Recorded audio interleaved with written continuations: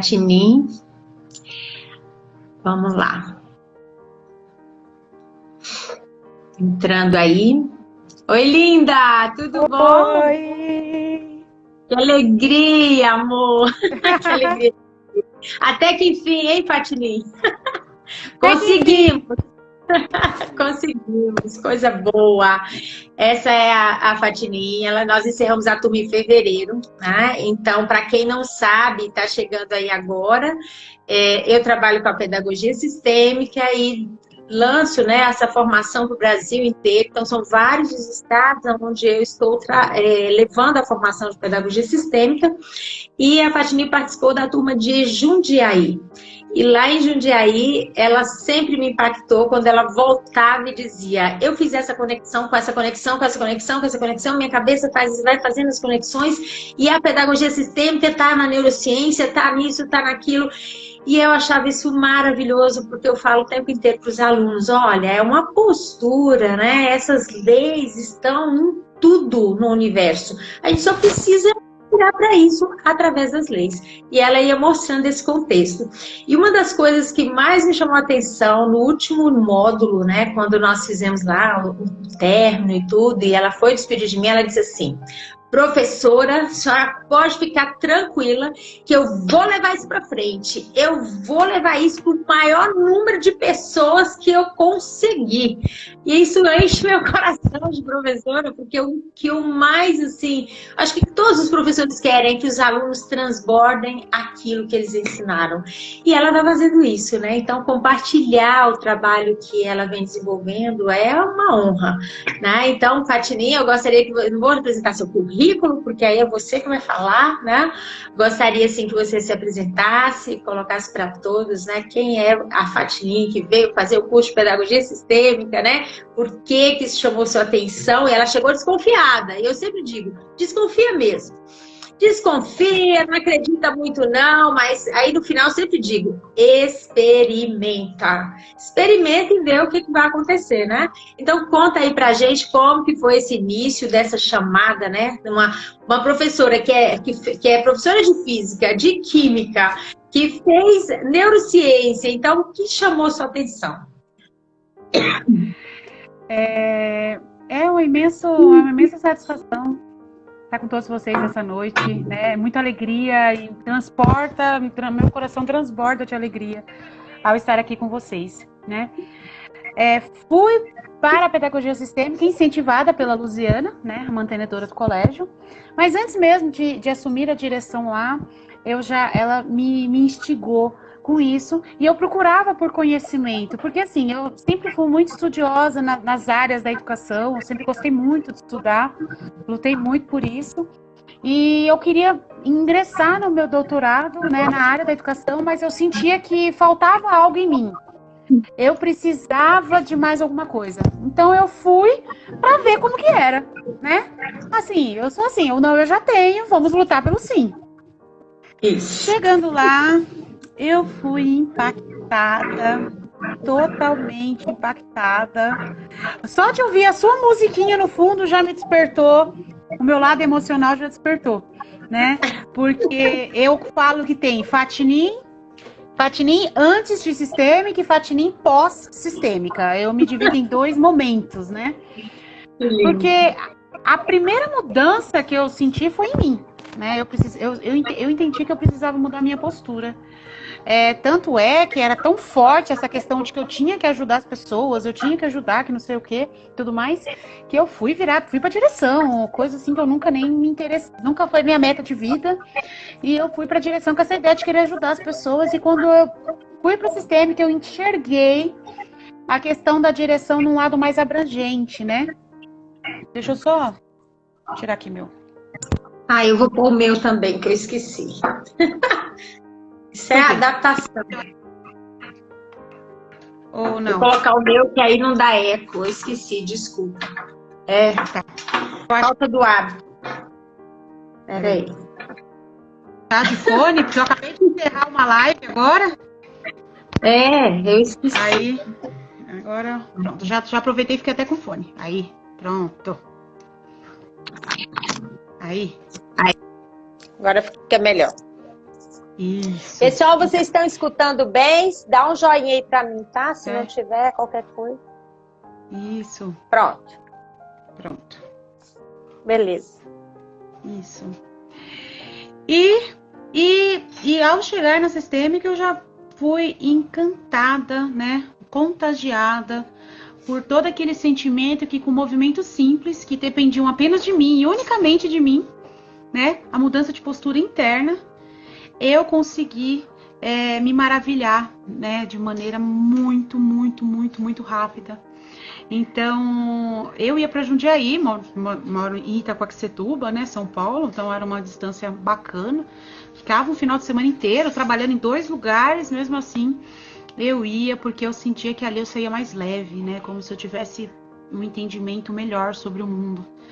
Então, eu me sentia no dever de compartilhar todo o meu aprendizado que eu tive no curso e correlacionar com a lado da neurociência, dos autores que tanto eu estudei ao longo da minha jornada acadêmica, né, que foi bem, apesar de não ter muita idade, né, que eu tenho 30 anos, mas eu tive uma carreira acadêmica bem animada. Então, muito estudiosa. Eu gosto muito, eu descobri há uns anos atrás que eu gosto mesmo de estudar, e isso tudo é uma questão de desafio para mim. Eu precisava compartilhar, porque tá dentro da gente, quando algo tá dentro da gente, não precisa de milhões em investimento, é uma postura nossa, interna nossa, e isso foi bom para minha vida, até casei nesse meio termo, né, me casei, que eu tava, né, enrolando, enfim, eu casei, porque a mudança foi tão grande dentro de mim, que eu consegui me alinhar para poder compartilhar isso e mudar, né, e hoje, assim, você analisar a situação do colégio, né, cujo qual eu respondo pela direção, virou-se assim, ó, de cabeça para baixo, né? Nós éramos um colégio, agora nós somos outro colégio. E a pandemia veio para quê? Para nos unir ainda mais. Foi o que aconteceu durante a pandemia. Que lindo, hein? Coisa maravilhosa. Você ainda está com a rede pública dirigindo ou só a escola particular? Não, eu estou com a rede pública ainda. Estou com as duas, sim. E por mais que todos falem, porque a realidade é outra, não, mas meus pais são os mesmos, né? O pai ama o filho e ele faz tudo pelo filho dele, né? Da maneira dele. Então a gente, com pequenos movimentos, não precisa de nada grandioso, que nós vamos aos poucos colhendo frutos fantásticos e sem intenção, né? É isso, sem intenção. Que é a base, né? Sem intenção, sem medo de olhar, de perceber, né? Sem querer nada, a gente vai lá e faz, vai deixando que aquilo nos atravesse, né? E aí o mais lindo, saindo de todos os julgamentos que a gente tinha antes, né, Fátima? Sim. Isso todo faz julgamento. Porque nós, quanto diretor, né, nós tendemos a julgar o aluno por não fazer, aí julga o pai do aluno, julga o professor. Então, eu vivia numa zona de julgamento e acreditava até que a educação não tinha mais jeito. Tanto a pública quanto a particular, eu colocava todo mundo no mesmo buraco. Não tem jeito, as pessoas não querem mudar, né? Então, eu julgava que elas não queriam, né? Então, já era um julgamento meu. E quando eu trouxe, né, eu sempre gostei muito da questão da formação, mas quando eu trouxe as questões das vivências para os meus professores, e sempre muito bem amarrado com a questão conceitual, eu consegui trazê-los para mim, né? Então eles enxergaram que não tinha nada além, né, do que já é escrito, não tem nada de novo na sistêmica. Porque amar não é novo, né? Amar está, né, desde a nossa filosofia antiga, né? Porque amar é lindo, né? Amar é demais. Verdade. E como foi, assim, qual foi o seu primeiro passo dentro desse movimento, onde você percebeu assim? Porque eu lembro bem no primeiro módulo que ela era a caçula, hein? A pessoa mais doutora e caçula, né? Eu lembro disso bem. Ela ficava bem próxima de mim nas atividades. E eu lembro que ela ficava assim, eu tô só conectando aqui com a neurociência, tô vendo isso, tô vendo aquilo. Quando você voltou para a escola, qual foi o primeiro movimento que você percebeu? Isso eu já posso começar a fazer. Como que você foi estruturando isso para poder mostrar para os professores, através da neurociência e a pedagogia sistêmica tá ali? Sim, eu comecei com pequenas formações, né, com o intuito com focos nas dificuldades que os professores encontravam, porque os professores apresentavam muita dificuldade em ensinar matemática. né? Então, o meu começo aí de carreira, né, foi pela química e pela matemática. Então, eu montei o meu primeiro, durante mesmo o nosso curso, eu montei a nossa formação singela em neurociência e aprendizagem matemática, né? Para que eles conseguissem compreender. E durante essa formação em matemática, falando da BNCC, estruturando todo o conhecimento também na neurociência, eu consegui ir introduzindo para os meus professores a necessidade de enxergar o aluno no seu completo, né? No seu eu completo. Enxergar a importância e entender que cada indivíduo é único. Né? Do ponto de vista cerebral, quimicamente falando, ele é único e ele carrega dentro de si uma série de informações que ele acumulou ao longo da sua jornada. Que o aluno, ele não é uma folha em branco, ali que ele senta e você rabisca do jeito que você quer. Não, pelo contrário. Ele é uma criança lotada de informações, né? Lotada de conhecimento, pronto para poder soltar. E muitas vezes nós, professores, quando estamos na zona do julgamento, acabamos que por proibir o nosso aluno, né, inibir o nosso aluno de seguir adiante, né? Então, meu primeiro passo foi começar com essas formações. Eu era nova no colégio na época, então eu estava iniciando, então foi um começo bem conturbado, né? Tudo mais. Então, sim, tivemos aquele momento que os professores estavam honrando a diretora antiga, a mim. Então, eles tinham toda aquela... Os pais também honraram a diretora antiga, né? E o movimento que eu tive que fazer internamente é dar o lugar a essa diretora, que sem ela... Né? Se ela não tivesse ali, eu não estaria ali, né? Então, honrar o lugar dela, né? Que se foi, se não foi, eu honrei. Então, eu acho que o meu primeiro passo foi honrar a pessoa que estava ali, né? Antes de mim. E sem ela, eu não estaria ali. E de verdade, porque ela que conhecia a supervisora, que me indicou, entendeu? Então, de fato, ela mesma foi responsável, se você for analisar, ela foi responsável por eu estar ali. Então, esse foi o seu primeiro movimento sistêmico dentro da escola, né? Que foi ocupar, foi esse. Ocupar o seu lugar com respeito a quem passou. Né? Que isso é muito importante, isso é fundamental dentro de uma direção de escola. Sim, né? sim. E na questão dessa formação, o que você pode nos colocar assim em relação à formação desse como é que fala? Alinhavo que você faz com a neurociência, né? Eu acho incrível, né? Você fala em neurônios de espelho, você fala da questão cerebral. O que você pode mostrar aí para que as pessoas compreendam o quanto que isso é simples? Sim. Então, quando eu falo que o meu aluno ele é um indivíduo único, né? E dotar também do ponto de vista da sociologia, que nós somos históricos e culturais ao meio que nós vivemos, eu correlaciono com os neurônios espelho, né? Na verdade, nós temos 100, né, um ser humano, né, plenamente saudável, tem cerca de 100 bilhões de neurônios, dentre 16 tipos diferentes. Eu quero conversar sobre o espelho, né? O espelho, ele é um dos primeiros a aparecer, né? Então, ele né, é um dos primeiros a ser desenvolvidos, porque ele é o quê? Ele é aquele movimento que, por exemplo, quando um pai, ele sorri para a criança, para o bebê, ele mostra a linguinha e a criança repete aquele movimento. Então, é o quê? É algo que vai além da criança, não precisa nem pensar. Ela vai lá e responde ao movimento do pai, da mãe, quando brinca com eles. Então, ele é um dos primeiros a ser ativados durante a nossa formação, né? E ele é responsável, né? Ele tá bem ali no lobo frontal, né? No nosso lobo frontal. E ele é ativado a partir da observação. De observação de algo, né? De uma pessoa, na verdade, de alguém. Então, quem mais que essa criança ele vai observar? Ele vai observar os pais dele. Então, ele vai reproduzir movimentos inconscientes dos pais deles. Isso. Certo? Então, quando a gente... por questão de ponto de vista neurológico, quando nós falamos que a criança vai para a escola com o seu sistema familiar inteiro dentro de si, neurologicamente falando, ele está indo com... É a questão que ele está reproduzindo os neurônios espelhos dele. Então, ele vai reproduzir atitudes dos pais. E isso é inconsciente, porque ele também está localizado no córtex pré-motor, então ele não pensa, ele só faz. Isso, né? Então, isso explica. Isso explica né, essa questão, muita coisa dessa questão transgeracional também. Sim, com certeza. Então, quando a gente, né, quando o aluno está lá mexendo no celular o tempo inteiro, e nós chegamos nesse aluno e falamos para ele, né, quem na sua casa gosta tanto de celular assim? Aí ele vira pra você e fala, é minha mãe. Porque ele tá inconscientemente, né, seguindo os passos da mãe por questões dos neurônios espelhos. Muito bom. E o neurônio espelho está intimamente ligado com a questão da empatia.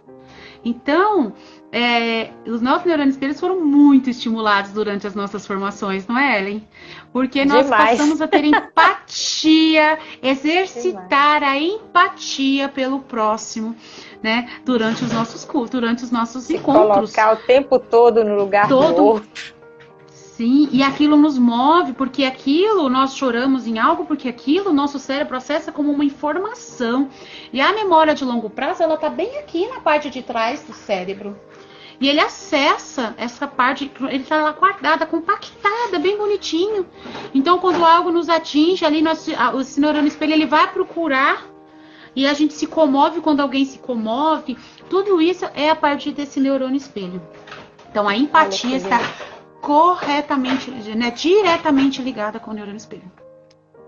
Que lindo, hein? E aí você pode mostrar isso para os professores dessa forma tão simples e científica. Sim. Que tem todo sentido. Tem todo sentido, né? Então, quando eu falo para os meus professores sobre a questão da... um dos problemas que tínhamos, né? Tínhamos. Não significa que não temos ainda, mas quer dizer que nós tínhamos com uma maior intensidade, uma maior ocorrência, era questões das birras, né? Das crianças ao se jogar no chão. E ali, eu simplesmente só citei Henri Vallon, né? Henri Vallon, que ele fala muito da emoção da criança. Henri Vallon fala que toda emoção gera público. Então, quando nós chegamos à nossa criança e falamos para ele que tá tudo bem, que ele entende, mas que eu sou apenas a professora, a sua professora, e que eu sou professora de toda a sala, eu não vou estar dando a atenção que ele tanto quer. Então, quer dizer, ele não se sente mais confortável com aquela situação, então ele levanta e vai embora. Ele levanta e volta para a aula. É instantâneo. Não é nem sistemicamente, é sistemicamente falando, mas também isso é o cérebro emocional, porque a nossa criança, o emocional da nossa criança é muito bem explorado, né? Ele não tem a criança ainda não está com a formação cerebral plena, porque na verdade a maturação cerebral vai até os 30 anos de idade. Né? E a última parte, porque o cérebro ele começa a amadurecer como? Ele começa a amadurecer de trás para frente. Então ele tá aqui tá a questão, né, o cerebelo aqui tá a questão do equilíbrio, subindo um pouco aqui, temos a questão do campo esquerdo, aqui nós temos a área de Broca, de Wernicke, e vai subindo, que Broca e Wernicke é a área responsável pela fala, né? Então se você perceber, o desenvolvimento da criança tá de acordo com a maturação cerebral dela. Onde é a última parte que amadurece? A parte da frente, né? Que é o córtex pré-frontal. Essa parte da frente é responsável pelo quê? A parte da frente, pela tomada de decisões, análise de consequência, planejamento a longo prazo. A nossa criança ela não está pronta para planejar tudo isso. E o que nós fazemos com ela? Né? Nós julgamos como se fossem mini adultos. E não são, porque a maturação cerebral não está pronta. Eles não estão ainda plenamente desenvolvidos. Eles estão o quê? Respondendo a comandos, a estímulos que eles veem, que são os neurônios espelhos lá atrás. Né, que lindo, né? Que lindo. E fala um pouco mais dessa maturação, por exemplo, como que vocês dosaram para passar isso para os professores agora, com a pandemia, que você tinha que pensar nesse movimento todo online, né? Sobre essa maturação cerebral. Sim. O primeiro passo, né, quando nós saímos, assim, quando aconteceu o boom, né? Quando aconteceu o nosso boom da pandemia, o meu primeiro passo, né? O meu primeiro passo foi dar um passo atrás. Isso. Sistêmico. Sistemicamente falando. Então, eu não fui... Então, quanto diretora de escola, o que eu fiz? Primeiro passo, eu dei férias para os meus professores. Então, eu dei férias. Eu dei férias porque eu consegui enxergar o meu professor no seu eu completo, né? Então, no seu eu por inteiro. Então, o primeiro passo foi enxergar que se eu chegasse agora e falasse, professor, agora você tem que dar aula online e gravar vídeo, não sei o quê, segunda-feira você tem que começar a gravar vídeo. né, começar a gravar aula. Então, professor, vamos lá. Não, eu sei que era perigoso espanar até o professor. Então, o primeiro passo foi isso, né? Foi dar um passo atrás e pensar como desenvolver, né, isso, né, essas aulas online de maneira eficiente, de maneira em que eu não perdesse nem meu professor e nem meu aluno. Porque eu sabia que uma pandemia, em outras pandemias demoraram 2 anos, né? Demoraram, né, 1 ano. Então, eu imaginei que seria algo longo. Então, o primeiro passo foi dar um passo para trás. Dei esse passo para trás, então eu dei férias a eles, mas eu não me dei férias. Então, o que eu fiz? Fui planejar como desenvolver essas atividades, né? Planejar como formar os meus professores, porque eu me preocupo muito com a questão da formação. Ninguém nasceu sabendo mexer assim do nada, assim, aula ao vivo, aula online. Você falar com uma câmera é muito difícil, porque não tem a interação que nós estamos acostumados com professores. E eu já sabia que para eles seria muito difícil. Então, meu primeiro passo, né? Um passo para trás e fui analisar todo o contexto. Então, dei as férias e fui estudar. Estudei. Então o que eu orientei aos meus professores aí próximo, né, quando for, né? As aulas não serem longas, por quê? O nosso cérebro, ele é seletivo. Então ele só consegue prestar atenção assim mesmo assim, em poucos momentos. Em criança, mais ainda, porque ele não está plenamente desenvolvido. Então uma criança, ela presta atenção aí no máximo, assim, 10 minutos eles estão prestando atenção. Então, a orientação, vou orientar os professores às aulas curtas, poucos momentos de explicação, né, para esses alunos. E depois orientar os professores quanto às ferramentas. E tá tudo bem ele não saber. Ele não é menos professor por não saber mexer nas ferramentas. Ele não é menos que ninguém, porque ele, por consequência, ele acabava se sentindo frustrado com isso, né? E também a sensação de que é de trazer o aluno para nós, mesmo à distância, trazer ele para nós.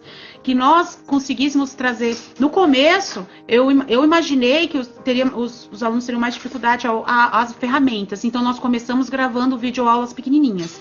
E vamos introduzindo as aulas ao vivo aos poucos. Até o ponto que eles se acostumassem com a situação. Então, eles começaram com 1 horinha, aí foi 1h30, aí foi 2 horas. Até o momento que hoje eles têm cerca de 3 horas. Né? Foi gradativo para a criança, porque eu tenho que entender isso, né? E nesse isso meio também, aí... Mas isso também é gradativo para a criança e gradativo para o professor, né?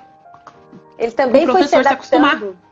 Sim, porque eu tenho que pensar nele também. Eu tenho que pensar no professor, na criança e nos pais também dessa criança. Então, e sempre orientar meu professor, porque assim, como nós somos um sistema particular, temos as apostilas. E o professor acha que tem que cumprir a apostila por inteiro, né? E eu sempre orientando o professor no sentido faça aquilo que você e seu aluno dê conta, né? Nem mais nem menos, faz aquilo essencial. E que como o nosso currículo da BNCC, ele é uma espiral crescente, quer dizer, todo ano ele vai ver aquele mesmo conteúdo, fica tranquilo, professor. Né? Porque fica tranquilo. Aí, eu tive também que fazer o quê? Um trabalho com os pais. No meio de tudo isso, porque os pais estavam nervosíssimos, né? Com tudo isso. Os pais estavam extremamente ansiosos, né? Em querer ajudar os filhos, porque eles queriam ser professores. Então, no começo, não foi fácil. Porque no começo, eles queriam sentar ao lado dos alunos e querer ali... E até que teve momentos do pai entrar na aula e falar pro... Você tocou num ponto aí que eu quero só aproveitar. Sim. Olha a sua fala, como foi maravilhoso isso, né? Eu tive um contato com os pais para ajudar os pais a perceber que eles não eram professores dos filhos. Porque isso é um ponto que a gente bate muito dentro do trabalho da pedagogia sistêmica. Pai e mãe é pai e mãe, ele não tem que ser professor do filho.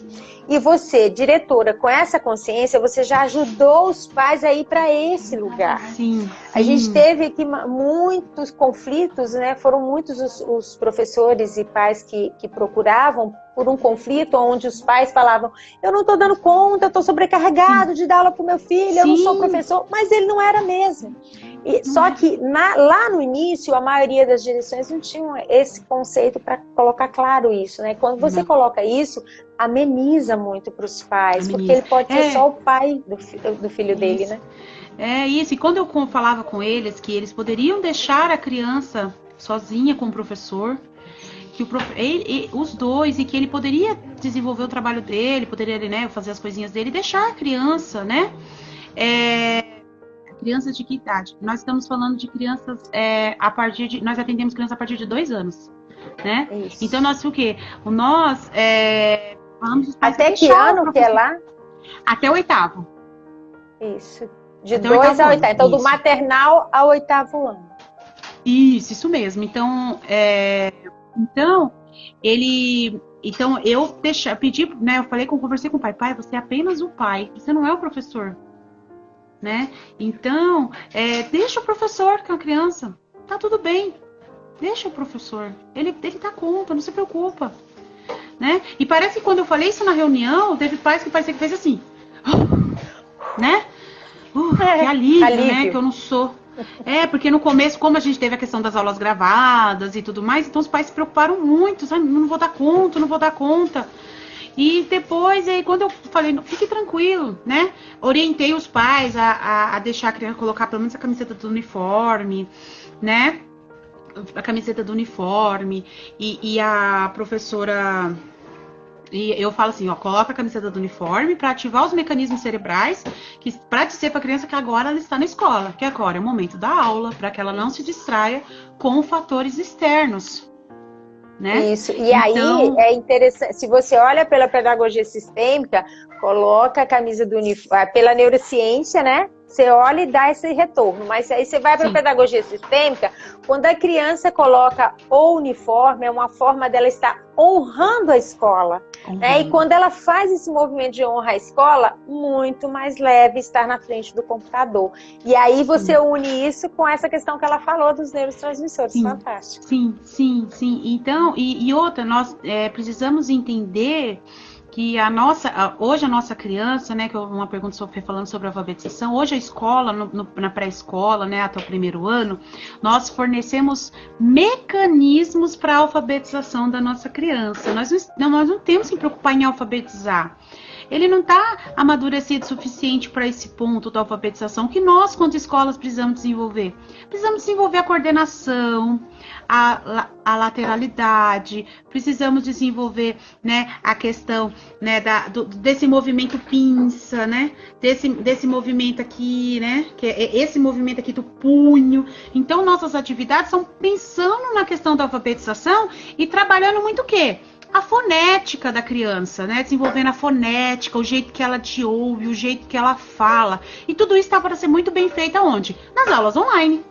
Integrando a nossa criança. Então, quando a criança ela tem essa aula ao vivo, porque a escola, as pessoas acreditam que a escola hoje, ela é uma escola que vem só para ensinar. Na verdade, a escola tem uma função social imensa. É até mais social do que de ensino em si. Isso. Né? Isso a gente então, a criança ela tá lá... Muito, porque assim, a criança ela tá lá pelos amigos, então ela tá lá para se relacionar com os amigos, com a professora, né? E o aprendizado transcorrer de maneira natural, né? Isso. Com a professora mediante. Agora, os alunos que apresentaram, né, dificuldades com o sistema online, ou são alunos que precisam de um suporte diferenciado, porque de repente ele não conseguiu desenvolver atividade na aula, no contraturno nós ofertamos o quê? Nós ofertamos as aulas de acompanhamento, nós não chamamos de reforço lá, né? Nós não chamamos aulas de reforço, nós chamamos do nosso plano de ação. Que é isso? O nosso plano de ação, ele vem com essa questão de complementar o trabalho do professor do período da manhã, ele é com outro professor, ou com o professor de sala, e ele vem para complementar e suprir as dificuldades que a criança apresenta durante as aulas. Então, nós temos esse trabalho à tarde. Justamente para quê? Para não deixar nenhum trabalho a mais para os pais. Para os pais serem apenas os pais e não os professores. E tem tido muitos resultados, né? E eu digo resultados satisfatórios, por quê? Porque hoje os professores da nossa escola, eles conseguem desenvolver, através das formações que nós fomos realizando ao longo dessa quarentena, que foram muitas formações, os professores ele começam a enxergar o aluno como seu completo. E eu tô vendo questões assim de alunos que vieram pra gente esse ano com os pais extremamente abalados, né, por terem sofrido em outras escolas, questões de preconceito, julgamento, e hoje os pais veem a mudança do filho, justamente por quê? Porque o filho hoje canta, o filho que não conseguia falar, que o filho hoje lê, um filho que não conseguia ler. E o ser completo aí, Fatmin, entra o olhar da pedagogia sistêmica? Oi? E o ser completo aí entra o olhar da pedagogia sistêmica? Sim, com certeza nós temos esse olhar fortemente. O ser completo para nós que trazemos a pedagogia sistêmica é um ser completo que vem com quem? Com a sua história. Com a sua história. Então, e aí ela está mostrando tanto que isso é importante, né? Essa diferença, né, no olhar. Né? Sim, nós temos isso. Então, quando foi no começo do ano, antes mesmo da pandemia, que nós realizamos a sondagem, e nós temos esse aluno, e os pais, chamamos os pais vieram assim, já achando que nós tínhamos chamado, porque o menino havia dado problema. Quando eu chamei o pai para mostrar a ele que nós tínhamos um plano de ação multidisciplinar para o filho dele, um plano multidisciplinar, e que nós íamos superar todas as dificuldades, para os pais aquilo foi... Eles estavam achando que nós iríamos chamar para quê? Para poder criticar, falar que eles têm que procurar médico, que não sei o que, eles não estavam aguentando. E quando eu falei que não, que o filho dele ia desenvolver plenamente com a gente.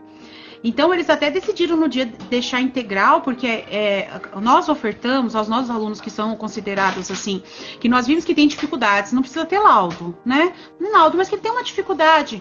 Nós ofertamos um plano multidisciplinar, né? Onde ele tem um acompanhamento à tarde com um psicopedagoga, né? Tanto eu quanto a coordenadora Liliane somos psicopedagogas. Tem um psicomotricista que vai ajudar a cuidar da questão da coordenação, do equilíbrio, da lateralidade, para desenvolver, né, os movimentos. E nós também ofertamos um outro professor no contraturno e nós não cobramos nada além por isso. Essa questão desse olhar diferenciado do nosso planeação. Já é um apoio, né?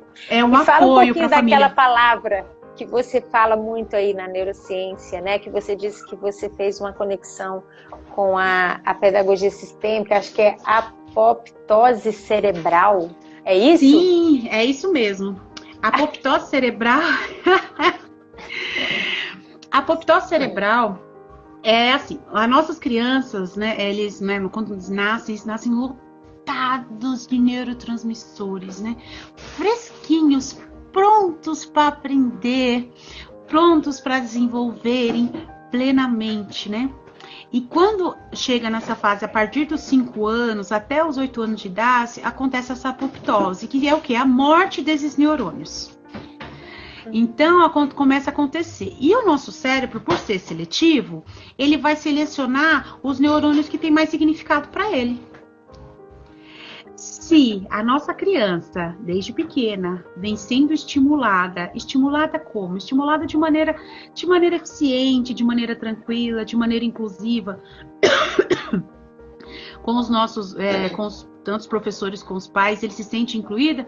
Na hora que acontecer essa apoptose cerebral, os neurônios eles não vão se perder por completo, então eles vão ser muito bem aproveitados, né?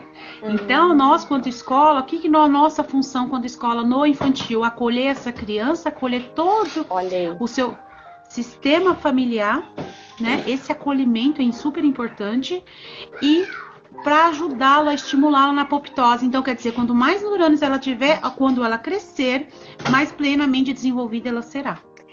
E qual que é a idade que isso que você disse que eles... 8 anos que você falou aí? Dos 5 até os 8 anos de idade. Então, com 5 anos você começa... aí com 8 anos para... de 5 anos você começa a perder essa apoptose, que é essa poda... chama de poda neural.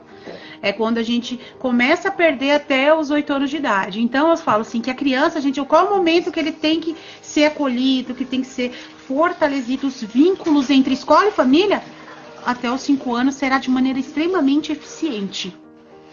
Olha que incrível isso, né? E a gente traz esse movimento da pedagogia sistêmica, que não é nada mais, nada menos do que a relação, o afetivo, o se relacionar, ou seja, quando a gente ajuda um professor a concordar com a criança do jeito que ela é e o seu sistema familiar, nós estamos contribuindo para esse movimento aí dessa perda, né? Para ela não perder tanto, né, para ter algo, como é que a gente coloca? Fala aí de novo, apoptose cerebral. Apoptose cerebral. Apoptose cerebral. Olha que incrível quanto essa conexão aí faz sentido, né? Por isso que quando eu dava aula, ela ficava assim, mas isso tem todo sentido, isso tem todo sentido. E realmente, quando você dá a explicação, é muito claro. Porque se a gente consegue manter uma relação onde essa criança fica bem, né? Se sente feliz na escola, é acolhida com o seu sistema, ela vai ser beneficiada aí nessa questão cerebral. Sim, né? E ela faz... E como nós somos uma escola bilíngue, nós incentivamos a questão do bilinguismo, né, a partir de 1 ano e meio. Então, se você está acolhendo, se você está junto com essa criança desde o início, então, quando acontecer a morte cerebral, é muito mais fácil dela, quando ela tiver, por exemplo, com 11 anos de idade, ela ser bilíngue. O Sidney fala melhor que eu, que é o nosso coordenador, sem a questão do sotaque, né? Então, isso para ela vai ser muito bom. E outra, porque nós também, quando estamos lá na fase de alfabetização, porque nós estamos enxergando cada criança do seu jeito, quando nós começamos a trabalhar a alfabetização, nós vamos trabalhar pelos sons. Os sons que a boca faz quando fala, né? A criança, ela começa a falar mamã, papá, porque são sons bilabiais, para ela é mais fácil. Então, nós, através desse movimento do mamã, papá, nós conseguimos até começar a alfabetização, né, com essa criança desde cedo, para quando acontecer a parte da apoptose, ela está plenamente desenvolvida. Né? Olha que incrível, o quanto é importante, né? Eu acho que todo professor tinha que saber disso. Sim, importantíssimo isso. Importantíssimo. E assim, são movimentos assim tão simples, né? Esse movimento de se colocar no lugar do aluno, quando as minhas professoras, elas fizeram esse movimento, né, da questão do aluno da birra, que teve uma minha que até começou que chorou na hora, porque ela falou que se via só no lugar de uma aluna dela, que ela considerava muito birrenta, e hoje ela conseguia compreender que essa birra era uma dificuldade que ela tinha, que essa criança tinha. Então, ela, assim, na dinâmica, ela chorava e falava sobre isso, que ela entendia essa aluna dela. Então, essa questão da empatia, do se colocar no outro, isso é fantástico. Isso tinha que ser divulgado para o mundo, né? A questão da empatia, né? Sim, e aí o professor poder perceber o quanto o professor em si, ele já é fundamental, né? A postura dele, a forma de olhar, de tocar no coração do aluno, né? E olha quantas influências a gente tem aí, né? A gente pode influenciar para o mais e a gente pode influenciar para o menos, né? E ter a compreensão dessas fases todas cerebrais, olha quanta grandeza aí da gente poder dar um passo consciente naquilo que a gente está desenvolvendo ali com as crianças. Né? Isso, e acreditar que a criança, ela dá conta. Ela dá conta. Porque hoje nós vivemos um mundo assim, de que a criança ela não dá conta. Não, é muito novinho. Não dá não. E poupa. Aí quando chega com 8 anos, quer que faça tudo. Então, entender que cada criança dá conta daquela fase. Né? Quando você desenvolve um papel muito bem amparado, muito bem embasado teoricamente, é só lucro, né? Se você desenvolver um trabalho muito bem amarrado e consolidado no infantil, a sua criança, com 6 anos, ela alfabetiza como todos desejam que quer. Mas como que eu vou alfabetizar essa minha criança se ela não tem esses músculos, esses ossos da mão bem desenvolvidos, né? Como que ela vai desenvolver esse movimento da escrita, né? Como que eu quero que do dia para a noite ela saia da letra do bastão e vá para a letra cursiva? Assim? Não, cada um tem seu tempo. Enxergar que essa questão das formações em neuro, que eu faço com os professores, que enxergar que cada criança tem o seu jeito de aprender e que não dá pra gente alfabetizar ninguém por escala, sabe? Vou alfabetizar a escola inteira e não vai. Isso. Não vai porque no seu tempo. Cada um no seu tempo. E muitas vezes a nossa criança, ela tá o quê? Ela não consegue estar na escola porque ela tá olhando para trás. Isso. Ela tá olhando para a família, ela tá olhando lá para trás, então ela não consegue se concentrar aqui na frente. né? Ela não consegue, de fato ter foco, porque, né, a questão do foco, né, o foco e a concentração, isso é muito a ver com o quê? Com a questão que cerebral. Então vamos lá. Para ter foco, eu preciso do quê? Disso aqui, né? Eu preciso do meu cérebro enxergar que isso aqui é importante para mim. O foco vai da necessidade que o cérebro, a seletividade cerebral, ele enxerga naquele material. Mas o meu cérebro é seletivo. Ele não vai enxergar que isso aqui é prioridade para mim. Ele vai enxergar o quê? A prioridade para mim é o conflito na minha família. Eu vou me concentrar aqui, não. Então, o foco, a atenção e concentração estão relacionados o quê? Relacionados diretamente com o quê? Com lá atrás. Perfeito! Essa explicação dela é fantástica dentro do que a gente ensina na pedagogia sistêmica, porque a gente coloca isso daí sem colocar neurociência, né? A gente fala que quando a criança está com o coração dela olhando para trás, ou seja, olhando para o conflito dos pais, ela está movida para incluir algo que está excluído, a sua atenção não está aqui, ela está com a atenção direcionada para aquele movimento, para aquela coisa lá atrás. E aí ela vem e coloca essa mesma colocação com esse olhar todo científico que vem da neurociência. Fantástico, porque repete aí esses 3 pontos de novo. Foco. Que você colocou. Foco, atenção e concentração. Isso. 3 fatores que a criança não consegue enquanto ela estiver olhando para onde? Lá para trás. Né? E as pessoas têm antes isso não era tão forte por a questão da ordem, né? Como se era muito falado, as crianças não ficavam no mesmo ambiente que os adultos, né? Então muitas vezes elas nem sabiam o que estava acontecendo, né? Poderiam sentir, mas até não sabiam. Mas hoje não, hoje elas estão ali, elas ouvem, elas estão presentes e muitas delas se culpam pelo sofrimento da mãe com o pai, né? Ela se culpa, que se minha mãe não tivesse dito a mim, ela estaria bem, ela não estaria sofrendo. Então elas carregam o sentimento de culpa, né? Ou carregam o sentimento de abandono, que isso fica guardado aqui, ó. Nesse campo aqui, ó. E essa memória aqui, ó, é a memória de longo prazo. É uma memória que ela fica guardadinha, que ela não apaga. É só você ter um insight que ela aparece para você e você desmancha em tudo aquilo e você nem sabe por que você tá tendo aquilo. Você nem sabe por que você tá sentindo aquilo. Entendeu? E ela tá aqui. Então, como é que eu vou olhar para cá se eu tenho aqui atrás guardado coisas que me machucam? E junto com esse lado aqui, ó, ele tá bem intimamente ligado com o emocional. Não há aprendizagem sem vínculo emocional. Olha aí, outra coisa que eu falo para meus professores, então vocês precisam gerar emoção nos alunos de vocês. Não há aprendizagem sem emoção, né? Então a criança, se aquilo para ela, então ela tá aqui, ela tá lendo, né? Então ela não tem emoção nenhuma. Porque eu tô aqui, eu tô olhando lá atrás, então ela nem se concentra. Então ela tá quieta, mas ela tá desligada, ela não se concentra aqui, porque ela tá olhando sempre, ó, lá para trás, né? E Fatini, isso fica guardado aí também até a vida adulta, a nível cerebral? A nível cerebral, sim. Então, o que eu tô achando assim lindo, né? Porque eu não tenho assim todo esse estudo da neurociência. Então, mas eu tenho um outro lado de estudo e eu falo sempre assim que nós deixamos nossas dores guardadinhas dentro do coração. Elas ficam em caixinhas e que de repente um professor ele é colocado frente a frente com um aluno que aciona, ele não sabe o que mas aciona a caixinha da emoção que ficou guardada lá atrás e que está aí, né, no cérebro. Sim. E aí o que acontece com esse professor? Ele entra num conflito com esse aluno de ressonância sem saber que era esse movimento da historinha dele lá atrás, porque eu já atendi vários professores assim.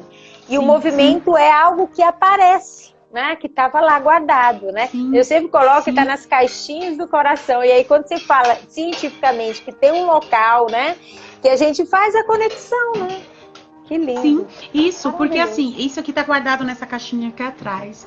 E interessante do neurônio espelho... E que é o lugar da emoção que você falou. É ele que vai ligar aquilo comigo, que vai entrar em conflito. É o neurônio espelho que vai identificar, né?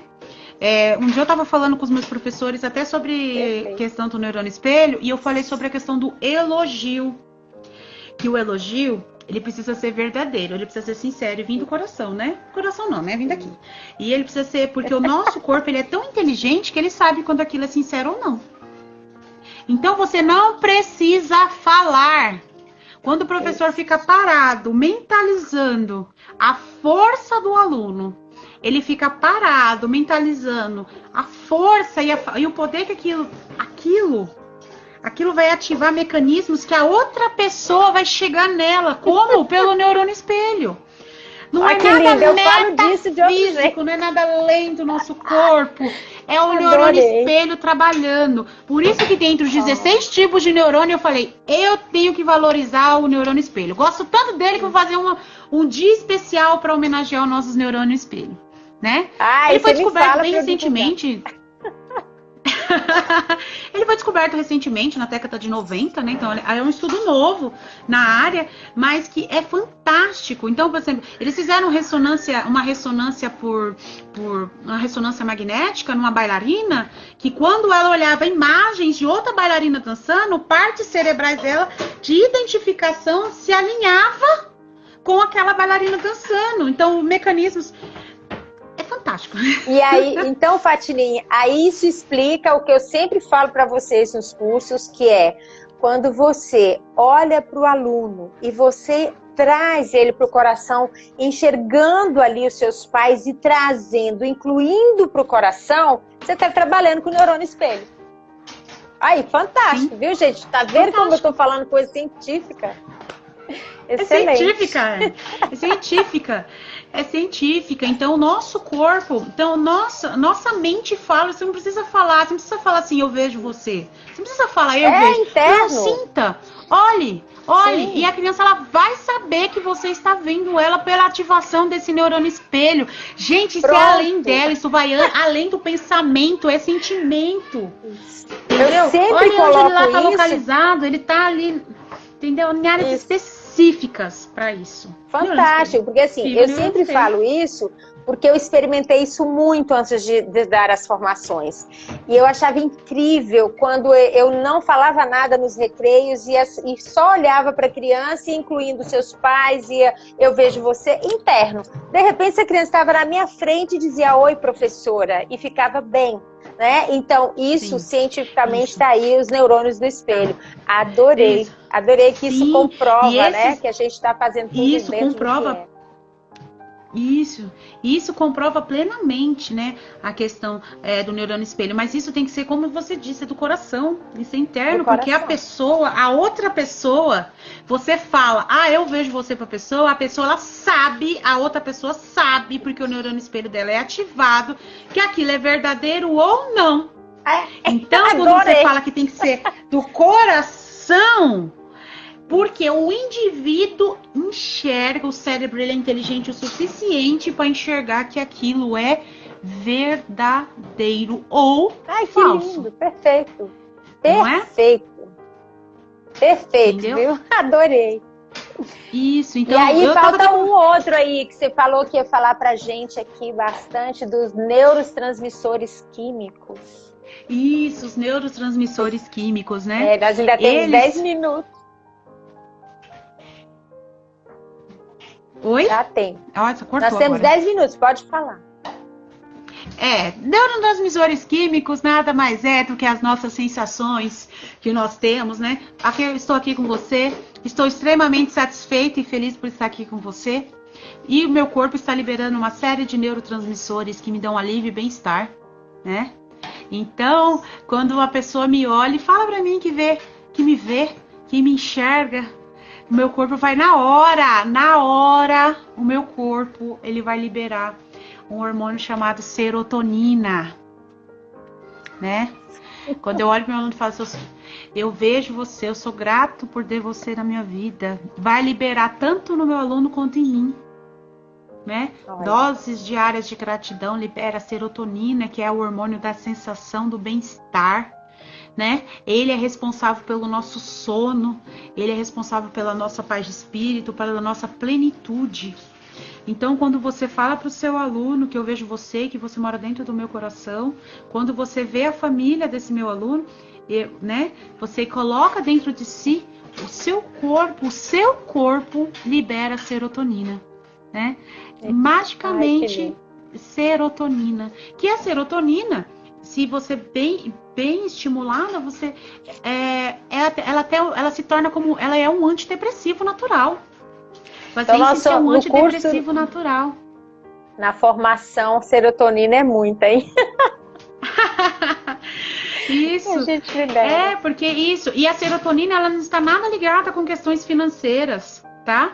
Nem com questões financeiras, não. E nem com questões assim, de bens materiais. A serotonina está ligada à plenitude com o que nós sentimos com nós mesmos ao realizar determinada tarefa, né? Ou então, quando eu liberto, né? Eu falo para esse meu aluno, né? Que eu vejo você, que você mora dentro do meu coração, né?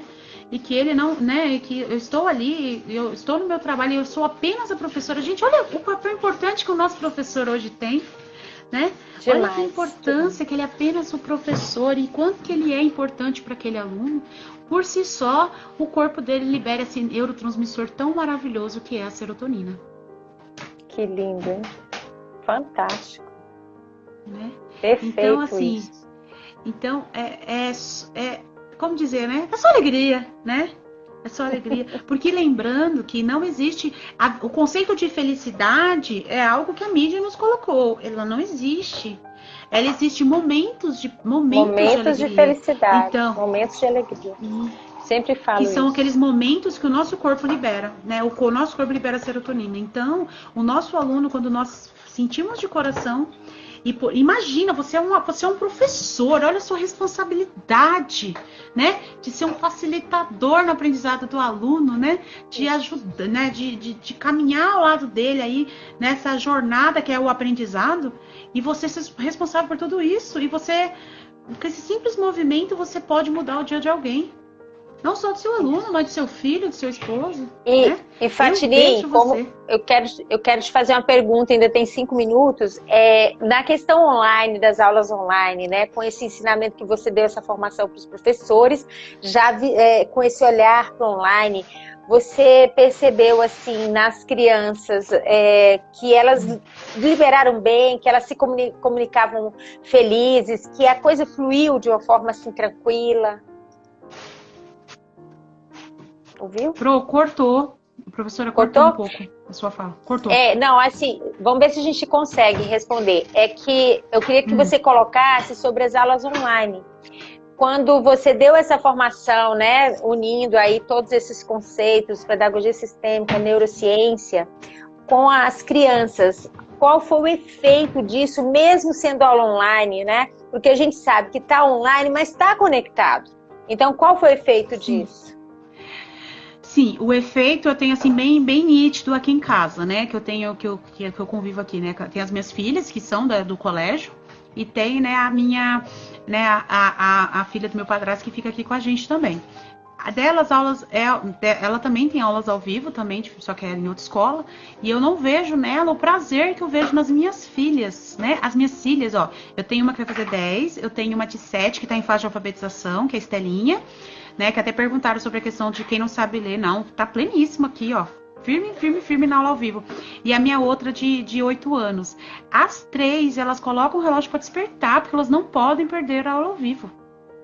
E agora elas estão com um projeto de monitoria, que agora elas vão o quê? Olha o que elas vão fazer. Vão ser monitoras de matemática. Estão extremamente orgulhosas por honrar quem? Honrar a mamãe. A mãe, né? A mamãe. Claro. Tá honrando aqui a mamãe na matemática. E a gente é mãe, gente. A gente, olha, não tem a gente é professor, mas a gente é mãe. A gente fica feliz com essas coisas. Então, tá na monitoria de matemática. Olha que alegria, né? Pra mim, enquanto mãe. Então, elas despertam e elas acordam sozinhas. Elas colocam a camiseta da escola, escovam os dentinhos e vão sozinhas pra aula. Muitas vezes, assim, que eu tô muito cansada, eu acabo perdendo a hora. Assim, eu vejo quando eu levanto a corda, tá todo mundo na aula online. E isso é muito bacana. Eu já não vejo essa questão com a minha em questão de comparação tão forte nessa questão de querer para a aula, a professora, e eles têm, e a aula que eu observo deles, isso eu tô falando agora, falar como mãe, né, me colocar no meu papel de mãe, é uma aula tranquila, é uma aula leve, é uma troca de ideias, uma troca de informações, não é nada aquela coisa rígida que o professor fala e o aluno fica quieto, não, é uma troca de ideias, a professora sempre tá chamando, eles sempre estão trazendo, agregando conteúdos para a aula, né, e minhas filhas, por exemplo, elas são fanáticas por... Contextualizando. Isso. Elas são fantásticas, elas são fanáticas por bandeiras. Então, elas sempre estão ali carregando informações durante a aula, e levando, e estão sempre trocando, compartilhando conhecimentos. E isso é fantástico, Ellen. Isso é fantástico. Que legal, que maravilha. E o que você, assim, a gente tem 3 minutinhos ali ainda, o que você deixaria, assim, de mensagem para os professores, né, que estão iniciando agora esse momento online? Tem muitos professores que estão começando agora, que estão, assim, muito preocupados, né, com ter que se expor para os pais dentro das casas, para os alunos, que essa é a maior, o que eu vejo que é o que chega para mim de maior preocupação, é a exposição. Vocês que já passaram por esse momento, o que você deixa de mensagem? A minha mensagem se fosse para me dar uma mensagem com uma única palavra, eu falei leveza. Traga leveza, né? Para dentro do seu trabalho, né? Leve, toque de maneira leve. Entenda que cada criança tem o seu tempo. Respeite o tempo das crianças. Entenda que cumprir uma apostila não significa que ele aprendeu de fato. Gere vínculo emocional. Trabalho emocional para essa criança aprender para a vida. Essa é a minha mensagem que eu tenho para deixar para eles. E nós temos aí, tá fechando 15 segundos. Eu quero, assim, nesses 15 segundos, colocar aqui uma gratidão enorme a você, seu pai, sua mãe, seu sistema inteiro, e que a gente vai marcar outros momentos com pontos específicos para você vir aqui passar para toda a comunidade de professores.